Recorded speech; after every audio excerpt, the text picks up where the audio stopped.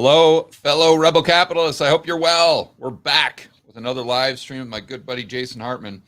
Last live stream, we went over a video from CNBC from a quote-unquote expert saying there was going to be a glut. We got our comments on that, but now we want to take a deep dive into the data. Let's look at the numbers. Let's see what home prices are doing around the United States, and then come to some conclusions as to what may happen or the probabilities of prices going up or down in the future. And we'll see if Jason and I agree on this. You never know. I'm definitely not afraid to disagree with Jason. Hey, it's good to disagree. It means if you never disagree, that means one person's not thinking. So, there you go. Yeah. That's a great way to look at it. And same goes with government, by the way. Yeah, no kidding. Okay, so I'm going to try to go around this cup here. Let's fire over to these charts that Josh, our incredible research analysis or analyst, pulled up. So the first thing that we want to go over looks like housing prices adjusted for inflation going back 12 months. So what's interesting is you usually like to invest in areas that are landlord friendly. Yeah. For obvious reasons. And those happen to be linear markets or hybrid markets versus cyclical markets like some of them profiled here. But George, I'm really glad this is adjusted for inflation. Aren't you? I mean, that's great. Although the inflation numbers are obviously fake news, but at least there's some adjustment, right? Yeah. So that said, the nominal prices would be higher. Yeah. If we're looking at this, and if we're looking at the correct rate of inflation, they would be much, much higher as far as the nominal prices. True. Right. Well, if they were adjusted for the correct rate. Yeah, that's right. Yeah. If we use like shadow stats. Right. Oh, like then you know. Or what's the other one? The Chapwood index? The Chapwood, that's really good. Yeah, I like that. Yeah, me too. So what are your first thoughts here? Actually, before we go into that, can you explain the linear, hybrid, and cyclical markets? Because maybe some people aren't familiar with how you describe those. Sure. So, in a country as large and diverse as the United States, there's about 400 MSAs or metropolitan statistical areas. There's over 3,100 counties. I don't even know how many cities there are. I bet Josh will be looking that up for us right now. But it's a big country, right? Mm-hmm. So you can divide it into three basic types of markets: linear, cyclical, and hybrid markets. Right. And the cyclical markets what are some examples of cyclical? Yeah. All the trophy markets that you hear about on the news, right? LA, New York, the West Coast, South Florida, San Francisco, What's and Portland New York. Now? Portland would be hybrid. I think so. Yeah, okay. Well, almost. I mean, cyclical. It was kind of linear. Yeah, probably going to go down like the cyclical markets because of all the civil unrest. Yeah, right. But as capital flees. Funny thing, capital doesn't like riots and buildings being burnt down. It's weird. Yeah. Money goes where it's treated best, huh, George? Yeah. Okay. So let's go back. So we've got the cyclical markets. Of course, what would be good linear markets, and why are those good for rental properties? Linear markets are most of the country. The vast majority of the country, as Hillary Clinton calls them, the flyover states, right? Most of the country, most of the world's a linear market. So the markets we like, as you know, are places like a lot of Florida markets, except for the cyclical ones we mentioned. We like Memphis, we like Little Rock, Arkansas, right. Some of these Indianapolis, these like boring markets that nobody's really hearing about on the news. Okay. Because you can get a good RV ratio. The rent to basically your cost basis. Yeah. Very good. Is very good there. If you can secure that with 30-year fixed rate debt, then that's kind of the home run. It's a great combination. Yeah. I call it the ultimate investing equation. What you're basically doing is you're using 80% of someone else's money, the bank's money. Right. You're getting a 3-decade-long fixed rate mortgage at literally negative interest rates, as you talk about all the time. And then you're delegating the debt obligation to a tenant and also asking them to pay you extra every month. We call that positive cash flow. and then you get tax benefits. So it's really a phenomenal. Yeah. It's a multi-dimensional asset just class. To be clear, guys, when he's talking about negative rates, he's talking about negative real rates. Yeah. So when you adjust the rate of inflation or just the interest rate for the rate of inflation, all right, you're getting paid to borrow. Yeah. Our camera isn't focusing here, but that's okay. Don't worry about that because we're going to go right back to the chart. It's probably the elites don't like what we're saying, so they're blurring us out. Yeah, there you go. It's a little censorship. That's it. It's Klaus. New- It's Klaus and Bigglesworth Oh yes, is in control of my live stream. hey, this is the Great Or Reset should right we not? here. Should we not joke about Yeah. Well, do you own the camera, or do you own nothing? And are you happy? Yeah, exactly. Yeah, I'm just renting the camera from Klaus. Okay, so any other thoughts here? Well, Chicago, Minneapolis, Washington D.C. Washington D.C. surprises me because you've got so many of the politicians making more and more money, while the rest of us, our purchasing power is going down due to inflation. Yeah, it's totally unfair. It's a complete scam. Washington D.C. is the handout capital of the world. And we saw this during the Great Recession, 13 years ago or so, when private jets were flying into DC all over the place, from all over the country, all over the world. Certainly the automakers in Detroit were all flying in their jets, asking for handouts from the government. But yes, it does surprise me that number's actually not higher, but that market is already pretty topped out. Yeah, right. Most of the markets on here, George, are cyclical markets, some hybrid, very few linear. So the linears would be Cleveland, right? Yeah. Atlanta's hybrid. You've done a lot of business in Atlanta. Yeah, and a little bit in Cleveland too. Now I know, but you probably liked Atlanta more, like maybe 2000, a few years ago than now. Am I correct to assume that? It's gotten a little expensive. Yes. So the RV ratios just don't make as much sense as they did. Right. And what George is alluding to is that the prices accelerate faster than the rents do. Rents always lag prices. So you get this situation where you have rent to value ratios that get out of whack as markets appreciate. Yeah, absolutely. That's happened in Atlanta, but more so in other places, but Atlanta certainly as well. Yeah. Okay. So then we'll go back here. I'm trying to do this on the fly. All right, let's go down to the next chart. Case-Shiller Home Price Index going back to 2000. And I like, what did I just do? I like going back to 2000 as well, because if you look at that chart that I always use going back to 1900, adjusted for inflation with overall home prices, they were at the same level around 1998. So if you can just go back to 1998, basically you're going all the way back to 1900. That's interesting. Yeah. Yeah, because it's pretty much at the same level. So 2000 or 1999, we're getting real close there to their long-term historic trend adjusted for inflation.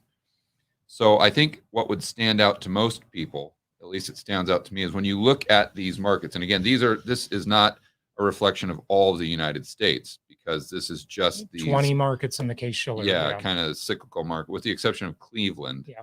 These are pretty much all cyclical or hybrid, but very few linear markets. Yeah. And several of these used to not even be hybrid. They would be linear. Like Tampa, for example, was a linear market.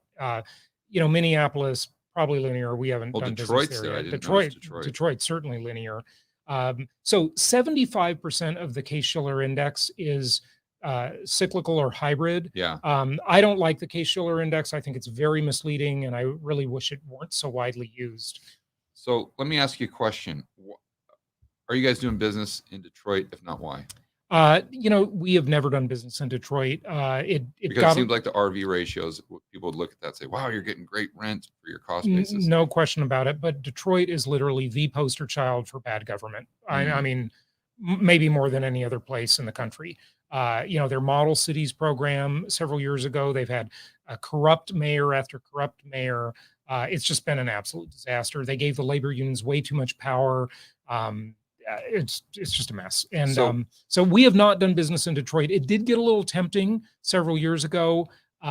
Sometimes, and I must admit, our model isn't always about the market. It's about the team. Ask you, yeah. I mean, you guys kind of take a macro approach to real estate when you're starting by looking at a market, then you're looking at the government, you're looking at the laws, you're looking at the regulations, then you're looking at it on a street by street basis. Sure. And you're looking at school districts. So where most real estate investors, I think they start with the micro and don't even get up to the macro. Right. They start with like their neighborhood. And they ignore the macro. That's bad. Where you guys start with it when you're trying to choose for your investors, which market should they be going into and which market should they be avoiding. Yeah. And but the thing I wanted to say also, you're right about all of that stuff, but it's also about, can we get the right team there that is going to take good care of our investors? Yeah. So who there may be a good market that we're not in. Like Kansas City. Kansas City's okay. We haven't had a lot of luck there, but we've helped a lot of clients there. I've owned properties there. Yeah, but remember, because I've got properties there. I know you have a good team there. But you've said that the reason you haven't gone in there is because you just can't find good property management. Yeah, we have gone in there. We've just never been super happy about it. Yeah, right. Yeah. But there are markets that we wouldn't mind being in at all. We just don't have a good team there. Yeah, and who is involved when you say a team? Yeah. Obviously that's property manager, but who else is involved in that? Sellers. So either a builder seller that's a new home builder, or a rehabber that's doing renovations and fixing and flipping to our end buyers who buy and hold. Got it. Okay, cool. Let's go back to the data. I don't know why this thing is so blurry. It's just not cooperating here. Maybe that's a good thing for you and I. It's okay. Yeah. Hey, we don't look like baby boomers now, and we're not baby boomers. Damn it. That was on the last video, so it's a tie into the last video. All right. So here we've kind of got more of the same type of chart. Okay, so look at this, Los Angeles. Wow.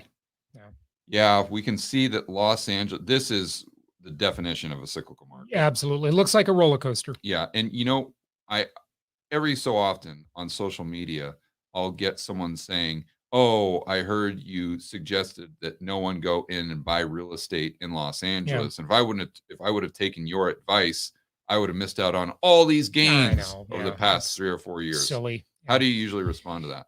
I saw someone comment on one of my videos and they said that about you, and you replied to them. They really aren't looking at the whole equation. First of all, if you just look at one dimension, which is appreciation or depreciation, right? Okay, fine. But what about the cash flow? No property in Los Angeles, which is my hometown, I grew up there, is ever going to make sense from a cash flow perspective. So you're going to have an instant, what we call an alligator, where you have to feed the alligator. That alligator's chomping at your neck, eating your cash flow. And so you have to feed it in LA. You'll never get rent.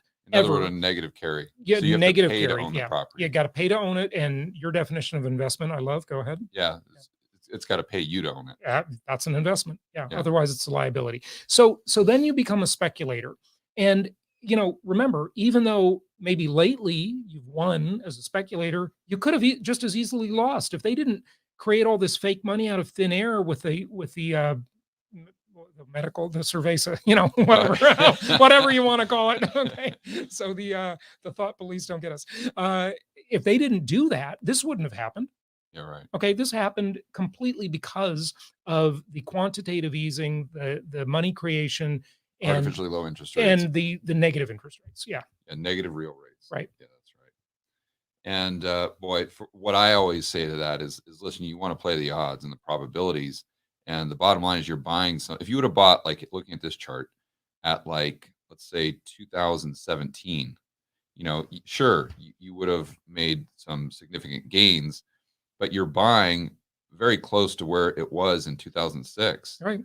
So you've got to look at it from a standpoint of probabilities. Yeah. And, I always use blackjack as an example. So if you're sitting at the blackjack table and you hit on a 19 and get 2, did you do the right thing or the wrong thing? You got lucky. Yeah, but I would argue you did the wrong thing. Yeah. Even though you got a blackjack, you did the wrong thing. Right. And if you're buying Los Angeles in 2017, sure, you might have made a gain, but that's like hitting on a 19 and getting a 2, and then just, claiming to the entire casino that you're a genius. Right. And the other thing is always ask the question, compared to what? I mean, had you purchased one property in LA or 4 properties in a Florida market like Ocala or an outlying Tampa area or something, those would have all appreciated too, and you wouldn't have had to feed them, and you wouldn't have had the risk. Yeah, right. Okay, yeah, so good point. All right, let's keep scrolling down here, see if we can find house price appreciation. Jeez, look at that. Well, that's just some select markets. And you can check them, by the way. Yeah, what's this? This is Phoenix. Phoenix. Really? Phoenix. Why is that because everyone's just getting the hell out of California? Yeah, Phoenix and Las Vegas, I'd say Vegas to a lesser extent, have the benefit of this California money. So what I call this, George, is the water theory of money. Look, you spill a glass of water, right? What does water do? It seeks the lowest level. And money does the same thing. A wave will crest in California, and then it breaks, and that money just fans out. And so it goes to Phoenix. Phoenix is a very popular choice. It's a great town. I lived here for 6 years. You live here now. Love it. And it looks cheap, but it's definitely become a cyclical market. It used to be a hybrid market, but it's become a cyclical. Yeah. So in other words, the rents that you would get here may even give you a negative cash flow. Oh yeah, most likely. Yeah. So yeah. So in that same market, alligator thing that you're talking about with LA. Right. And if you live in those places, by the way, just as an aside, we're talking about investing and stuff mostly, but if you live in those places, you're better off, just technically from a money point of view, being a renter. Right. Because the RV ratio, the rent to value ratio, is in your favor as a tenant, and it's against the landlord. Where you're better off being an owner is in a place where the RV ratio is good for you as an owner.